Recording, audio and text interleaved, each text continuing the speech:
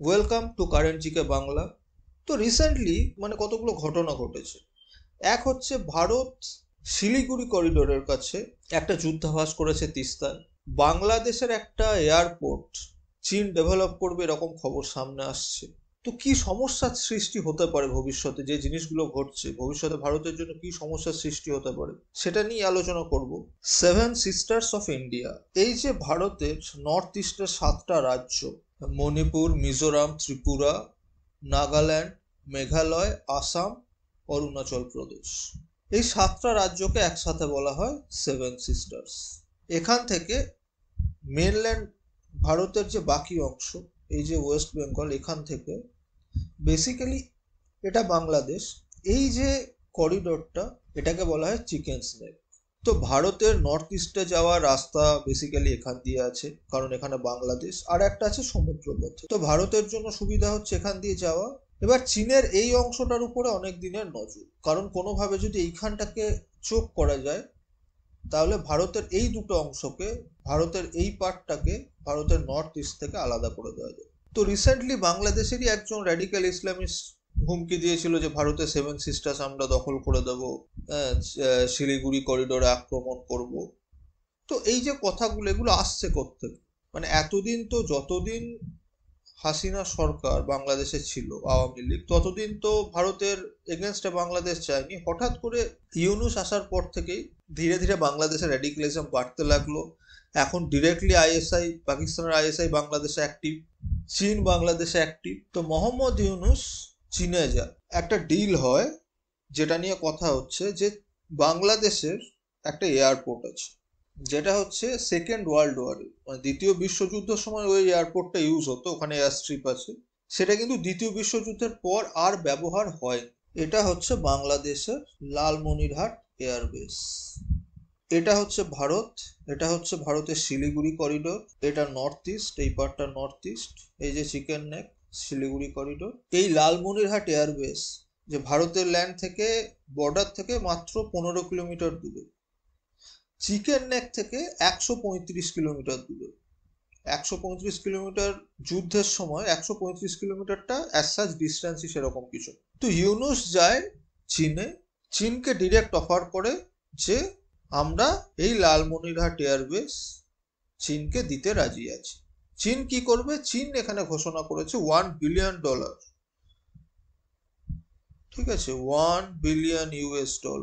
চীন এখানে $1 billion invest করবে, এবং এই যে এয়ার স্ট্রিপটা, এই যে এয়ারবেস, এটাকে আবার নতুন করে তৈরি করবে। এবার চীন বলছে আমরা এটা এটা এখানে ডেভেলপমেন্ট করব, সিভিলিয়ান এয়ারবেস করব।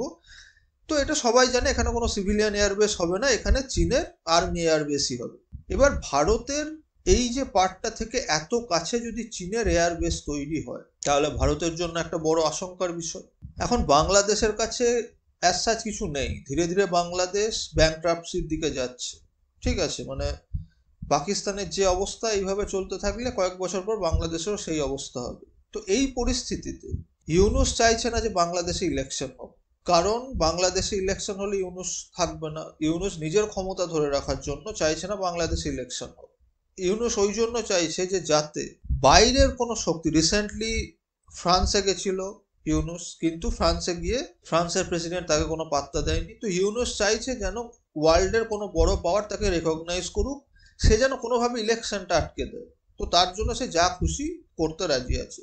তো ডাইরেক্ট চায়নাকে গিয়ে এই অফারটা দিয়েছে। চায়না বলেছে হ্যাঁ, এখানে আমরা $1 বিলিয়ন ইনভেস্ট করব, এই এয়ারবেসটা আমরা আবার নতুন করে তৈরি করব। তো স্বাভাবিক, সিভিলিয়ান তো কেউ যাবে না এখানে, সিভিলিয়ান গিয়ে কি করবে? মেন এয়ারবেস ঢাকাতে আছে, এয়ারপোর্ট বাংলাদেশে, কোনো সিভিলিয়ান যাবে না। এটা শুধুমাত্র ভারতের বর্ডারের এত কাছে আর এই শিলিগুড়ি করিডোরের এত কাছে, তাই চায়নার এখানে ইন্টারেস্ট।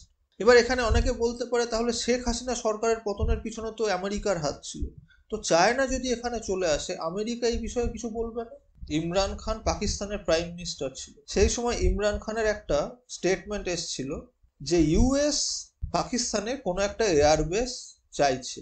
বেসিক ব্যাপার হচ্ছে ইউএস এর কাছে আমাদের এই রিজিয়নে কোনো ডিরেক্ট মিলিটারি এয়ারবেস নেই, না কোনো পোর্ট আছে যেখান থেকে ইউএস ডিরেক্টলি চায়নার উপর বা ভারতের উপর নজর রাখতে পারে। তো ইউএস সব সময় চায় যাতে এই অঞ্চলে ইউএস এর একটা বেস তৈরি হয়। তো তার জন্য ইউএস প্রথমে অ্যাপ্রোচ করে ইমরান খানকে, যেটা ইমরান খানের স্টেটমেন্ট আছে। ইমরান খান রাজি হয় না, ইমরান খানের সরকারের পতন হয় পাকিস্তানে, এখন ইমরান খান জেলে।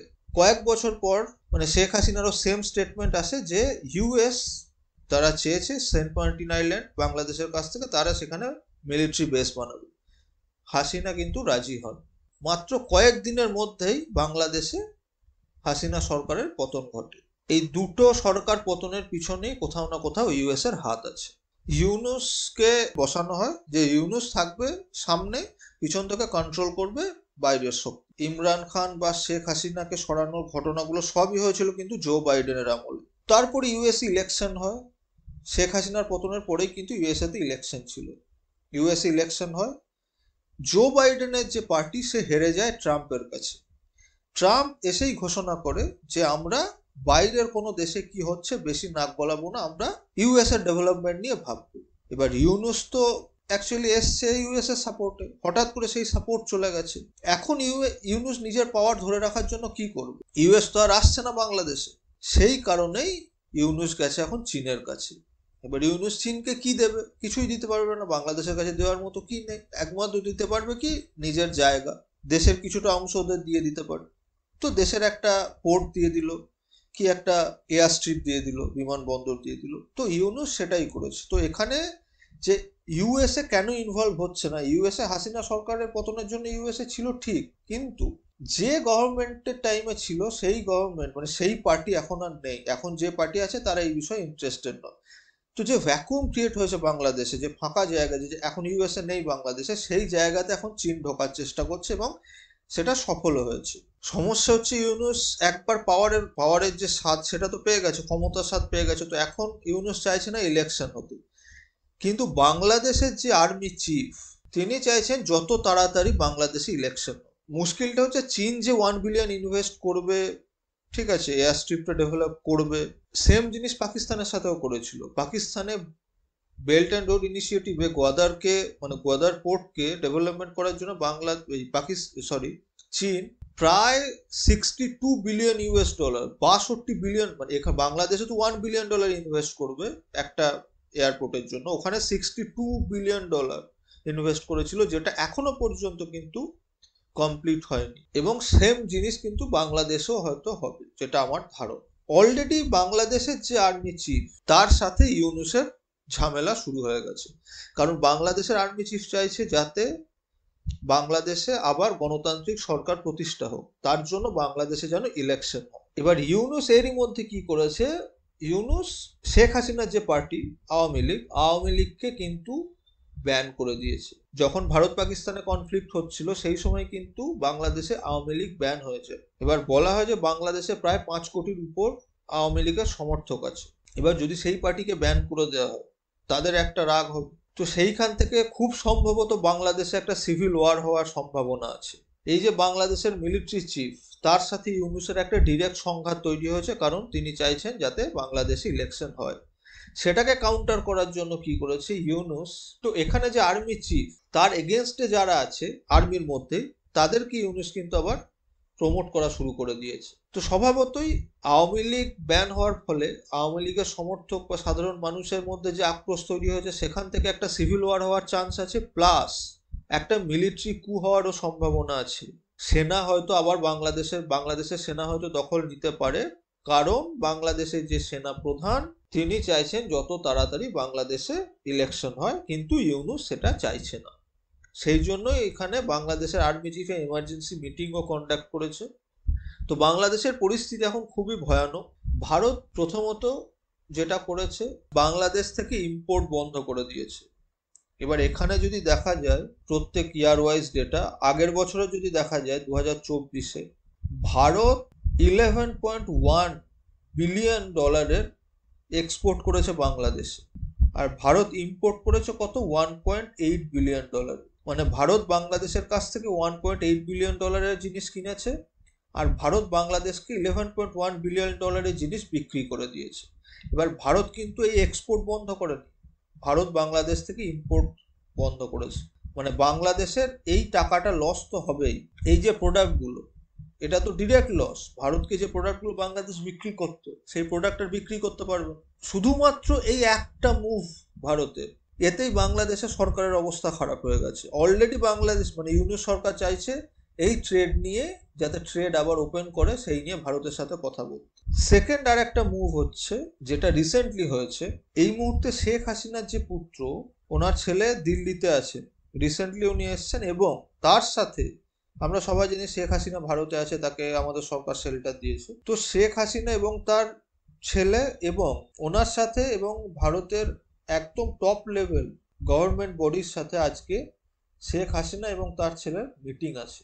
তো এই মিটিং নিয়ে স্বভাবতই ইউনূস সরকারও চিন্তিত, তার কারণ এখান থেকে কি আউটকাম আসবে সেটা কেউ জানে না। এমনিতেই বাংলাদেশের অবস্থা খারাপ, কারণ যে কোনো মুহূর্তে মিলিটারি বাংলাদেশকে টেক ওভার করতে পারে। তার মধ্যে মিলিটারি চাইছে যাতে প্রত্যেকটা পার্টি বাংলাদেশে, যখন বাংলাদেশ ইলেকশন হবে, যেন প্রত্যেকটা পার্টি সেখানে অংশগ্রহণ করে। তার মানে সেখানে আওয়ামী লীগকে যে ব্যান করেছে, আওয়ামী লীগকে আবার আনব্যান করতে হবে, এবং সেখানে শেখ হাসিনা কিন্তু বাংলাদেশে আবার যেতে পারে বা তার ছেলে যেতে পারে। তো সেখানে বাংলাদেশে আবার ঠিকঠাক ভোট হবে। তো সেই ভোটের রেজাল্ট যাই হোক, সেখানে কিন্তু ইউনিট সরকারের প্রথমেই হচ্ছে ইউনিট সরকারের পতন ঘটবে। তো যেটা আসল বক্তব্য, যে চীন যদি এই এয়ারবেসটাকে ডেভেলপ করে তাহলে ভারতের জন্য এটা ক্ষতিকারক। কতটা ভারতের জন্য ক্ষতিকারক এটা অবশ্যই, কিন্তু চীন আদৌ, চীনের যে 1 বিলিয়ন যদি ইনভেস্ট করে, ওই ইনভেস্টমেন্ট আদৌ উঠবে কিনা বা ইনভেস্টমেন্ট আদৌ চীন এটাকে ডেভেলপ করতে পারবে কিনা, এই প্রজেক্ট সফল হবে কিনা সেটা নিয়ে সন্দেহ আছে। ইউনিট সরকারের পতন আজ না হয় কাল হবেই, যেহেতু আমেরিকার আর কোনো ইন্টারেস্ট বাংলাদেশে নেই। তো ভারত কি করছে, ভারতের বিআরও যথেষ্ট ভালোভাবে কাজ করছে, ইনফ্রাস্ট্রাকচার ডেভেলপও হচ্ছে। যদি আমি আরো অ্যাগ্রেসিভলি বলি, এই যে রংপুর ডিভিশন, এটার উপরে কাজ চলছে। এই রংপুর ডিভিশনকে যদি বাংলাদেশ থেকে আলাদা করা যায়, তাহলে কিন্তু আমাদের যে শিলিগুড়ি করিডোর সেটা 500 কিলোমিটারেরও বেশি চওড়া হবে। আগামী কিছুদিন বাংলাদেশের জন্য খুবই গুরুত্বপূর্ণ, এবং আমাদেরও দেখতে হবে যে সেখানে কি কি ডেভেলপমেন্ট হয়।